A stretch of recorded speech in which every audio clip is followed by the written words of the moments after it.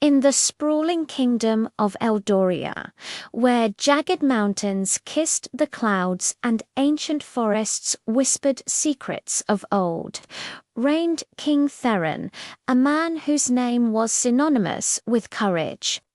From the highest lord to the humblest farmer, everyone knew the legend of their king. They said Theron was born without the capacity for fear.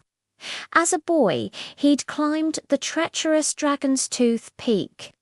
As a young man, he led the charge against the Shadow Horde, his laughter echoing across the battlefield as enemy arrows rained down around him. He was a living legend, a warrior king whose bravery was the bedrock of his kingdom. Yet, in the quiet solitude of the royal chambers, a truth unknown to his people weighed heavily on the king's heart. He was not fearless. In fact, he was a master of fear, a man who had lived with it as a constant companion his entire life. He simply knew how to hide it, how to wrestle it into submission and lock it away behind a mask of unshakable resolve. His greatest performance was not on the battlefield, but in the everyday act of being the king his people needed him to be.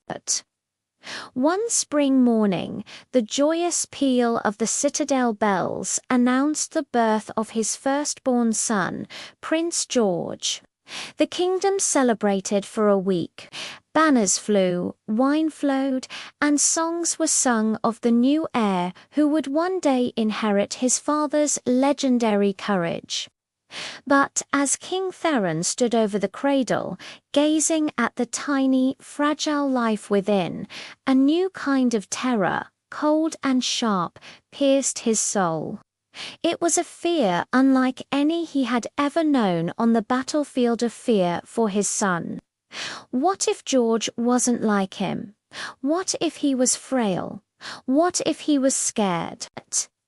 Theron vowed then and there that he would forge his son into a warrior, a prince worthy of the name, a boy who would truly be fearless.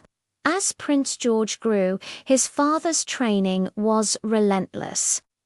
Before he could properly hold a spoon, he was taught to grip the hilt of a wooden sword. While other children were learning rhymes and games, George was learning battle stances and military strategy. The king would take him to the highest castle parapets, urging him to look down without flinching. He'd lead him into the darkest dungeons, demanding he show no apprehension. "A king must not fear, George," Theron would say, his voice a low, commanding rumble. "Fear is a weakness the world will exploit. To rule, you must be steel." But George was not made of steel. He was a gentle boy with a curious mind and a tender heart. He was fascinated by the intricate dance of bees in the royal gardens, the way light filtered through the forest canopy, and the ancient stories written in the stars. He saw beauty where his father saw strategic advantages, and he was afraid. He was afraid of the dark, of the height of the castle walls, of the snarling hounds in the kennel, and most of all, of the disappointment in his father's eyes. Every tremble he suppressed, every tear he fought back, felt like a personal failure. He loved his father deeply and wanted nothing more than to make him proud, but he felt like a constant letdown. One evening, when George was 10, the king took him on a late-night ride through the Whispering Woods, a place of unnerving shadows and strange noises. As they rode, a sudden unearthly howl echoed through the trees, causing George's horse to rear in panic. The young prince was thrown to the ground, his ankle twisting painfully beneath him. The howl grew closer, a guttural sound that promised teeth and claws. Terror seized George. He was frozen, his eyes wide, his breath caught in his throat. King Theron was off his horse in an instant, his sword drawn, his body a shield in front of his son. He stood against the encroaching darkness, a silent, unmoving bastion of strength. But this time, George saw something he had never seen before.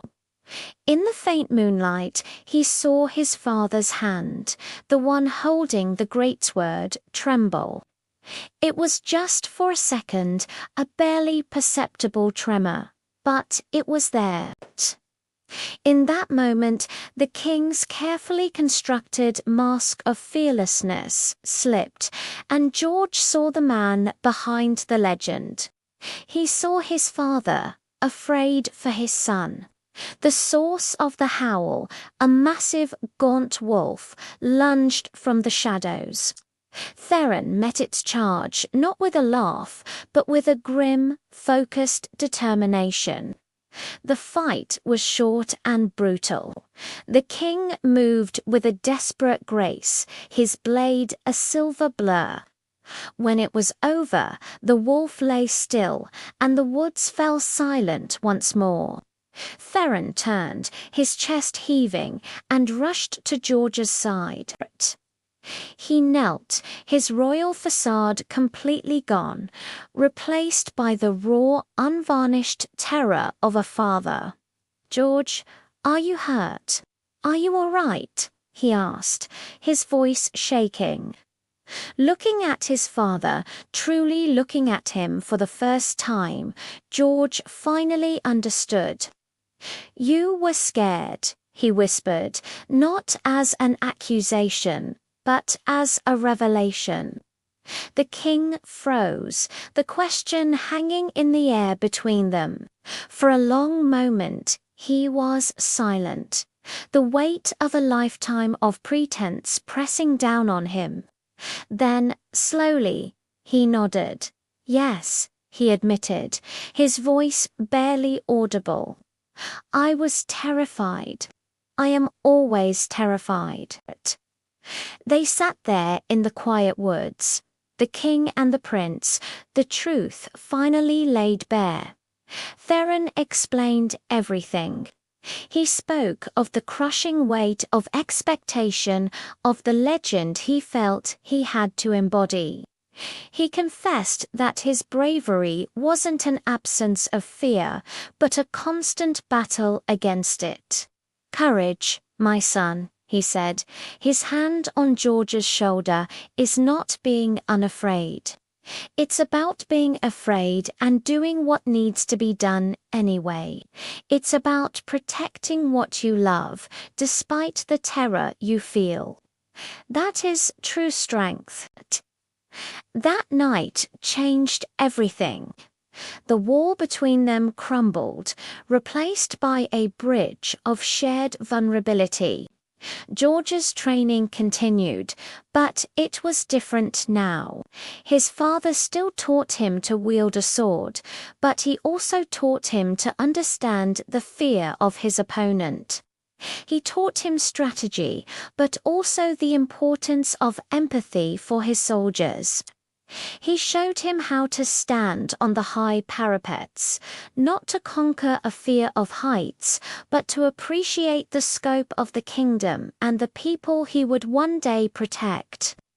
George learned that his sensitivity, his ability to feel deeply, was not a weakness.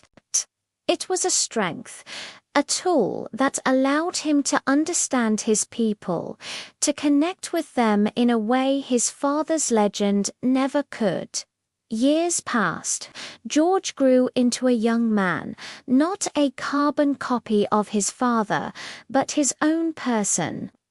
He was a skilled warrior, yes, but he was also a compassionate diplomat, a wise scholar, and a leader who listened.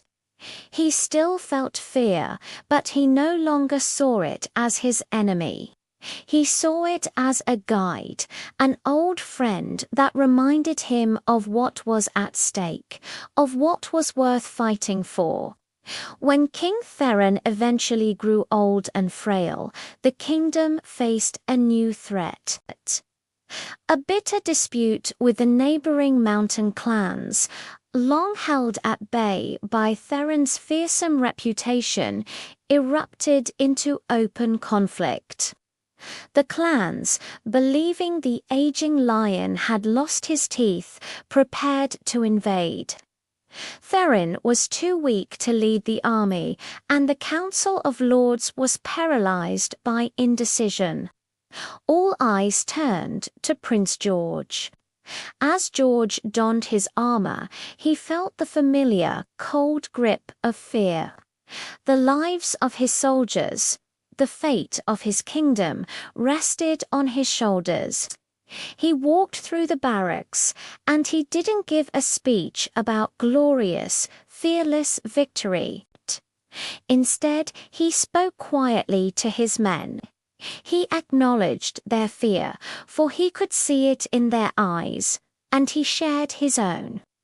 "I am scared as you are," he told them, "but I look at you and I see the blacksmiths, farmers, and fathers of Eldoria. I see what we are fighting to protect. We fight not because we are without fear, but because our love for our home is stronger than any fear we may feel." His honesty was a bomb. The soldiers, who had expected a roaring speech from the son of a legend, found themselves looking at a leader who was one of them. They saw not a mythical hero, but a man, and they trusted him for it. George led the army to the mountain pass, not with his father's boisterous laughter, but with a quiet, steely resolve.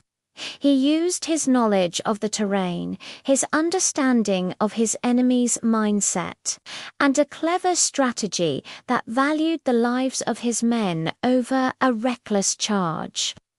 He won a decisive victory, not through brute force, but through wisdom and courage born of empathy. When he returned, the kingdom celebrated a new kind of hero. King Theron, watching from a balcony, his eyes filled with tears, saw not the fearless warrior he had tried to create, but something far greater, a truly courageous king, a king who understood that strength was not the absence of fear, but the triumph of love, duty, and compassion over it. The legend of the fearless King Theron slowly faded, replaced by the enduring story of King George the Wise, the ruler who taught his people that it was okay to be afraid, and that the greatest courage of all is found in the heart. Thank you so much for watching.